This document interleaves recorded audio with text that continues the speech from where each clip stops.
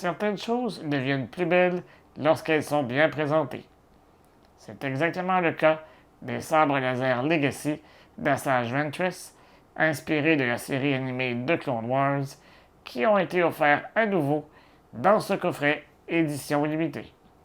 Mon nom est Dominique alias Lordo, et vous regardez Star Wars Artifacts.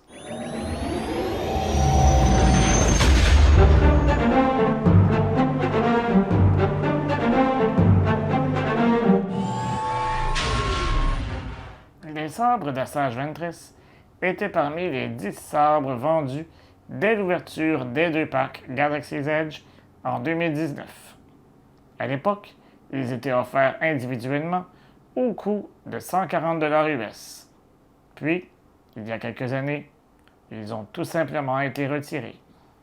En mars 2024, ils ont fait leur grand retour au Den of Antiquities de mon bon ami Doc Ondar.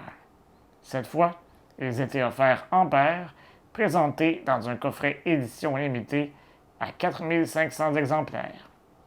Une quantité de ces coffres était également vendue en ligne sur shopdisney.com. Son coût était de 400 $ US, soit 545 $ canadiens ou 375 €. Êtes-vous prêts? Allez, Chewie, on met la gomme! Le coffret surnommé Disciple des Sith présente un design fort intéressant. Si vous avez écouté la micro-série Clone Wars de Genndy Tartakovsky qui a été diffusée de 2003 à 2005, vous vous souvenez peut-être du moment où Ventress a reçu ses sabres en cadeau du comte Dooku. Ce dernier la lui avait présenté dans un coffret identique à celui-ci. La couleur de base du coffret est d'un ton vert menthe. J'aurais préféré qu'elle soit plutôt grisâtre, comme cela semble être le cas dans la série. Au centre, on y retrouve le loquet, situé au milieu d'un carré. 4 flèches sortent de chacun des côtés et pointent dans des directions opposées. Aux 4 coins du coffret, on y retrouve des formes grises relativement abstraites. Dans le bas, on y retrouve d'autres motifs blancs et gris tout aussi abstraits. Le coffret possède exactement les mêmes dimensions que le coffret d'Obi-Wan Kenobi sorti en 2022 à l'occasion du D23. À l'image du coffret dans la série animée, le coffret s'ouvre par le centre en 4 pointes triangulaires. Une fois ouvert, on peut y apercevoir des sabres croisés qui reposent sur un tissu rouge velouté. La présentation est magnifique et j'aime bien que le coffret soit représentatif de la série animée. Si on retire la portion veloutée, on peut y apercevoir un connecteur nous servant à relier les 2 sabres ainsi qu'une clé Allen nous permettant d'en faire l'assemblage. Vous pouvez également voir que le couvercle s'ouvre grâce à un système de 8 pentures. Comme pour tous les coffrets édition limitée, il est accompagné d'un certificat d'authenticité. Sur le certificat, on peut y lire Disciple of the Sith, Legacy Lightsaber Set. L'écriture Aurebesh signifie Limited Edition. On y voit également le numéro de l'exemplaire, et dans ce cas-ci, je possède le numéro 2360. On peut également y lire la citation suivante de Ventress. Jedi, their order is a fading light in the dark. Corrupt and arrogant, they must be punished. The Jedi shall fall. Avant de regarder les sabres, n'oubliez pas de vous abonner à la chaîne, de cliquer sur la petite cloche afin de recevoir des notifications et de liker la vidéo afin de nous permettre de poursuivre notre travail. Vous pouvez également nous suivre sur les principaux médias sociaux à SW Artifacts.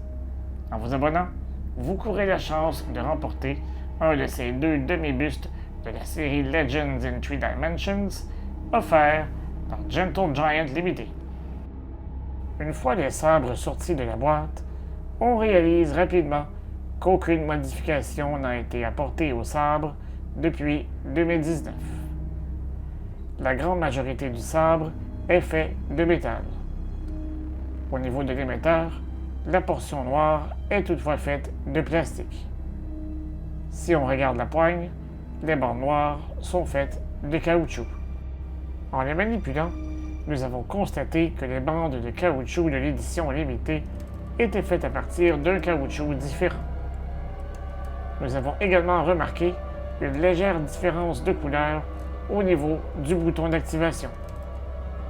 Le bouton du sabre édition limitée est légèrement plus orangé que l'original. Il s'agit sans doute des seules façons de différencier les deux versions. Pour sa part, le pommeau est identique à l'original. Afin d'assembler les deux sabres, vous devrez dévisser les deux pommeaux à l'aide de la clé Allen incluse et utiliser le connecteur.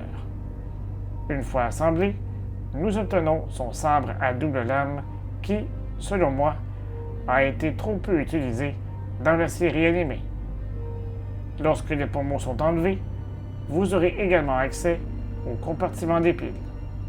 Chaque sabre requiert 3 piles AAA. Une fois allumé, on peut entendre les sons propres au sabre de Ventress. Comme pour la plupart des sabres Legacy, la lame rouge émet un flash jaune lorsqu'elle entre en contact avec quelque chose. Le coffret édition limitée des sabres d'Assage Ventress est définitivement une belle pièce à avoir dans sa collection. Néanmoins, j'aurais toutefois souhaité que les sabres aient une valeur ajoutée. À mon avis, il n'aurait pas été très compliqué d'ajouter une fonction permettant aux lames de passer du rouge au jaune afin que l'on obtienne ce que l'on a pu voir dans l'épisode 9 de la 3e saison de la série de Bad Batch. Même si ce n'est pas la première fois que cela se produit, je suis toujours un peu déçu lorsque Disney sort un coffret avec des sabres déjà vendus dans le passé. Ce sera malheureusement une fois de plus le cas le 4 mai 2024 avec un coffret édition limitée pour le sabre de Darth Maul. Et vous, que pensez-vous de ce coffret? Partagez-vous mon opinion à propos des sabres qui reviennent sous forme de coffret? Dites-le moi dans les commentaires au bas de la vidéo. Si vous avez passé un bon moment en regardant cette vidéo, vous pouvez peut-être nous offrir un merci ou super thanks afin de nous aider à vous présenter du nouveau contenu semaine après semaine. On se revoit prochainement pour une autre revue et d'ici là, je vous dis à bientôt et que la force soit avec vous à tout jamais.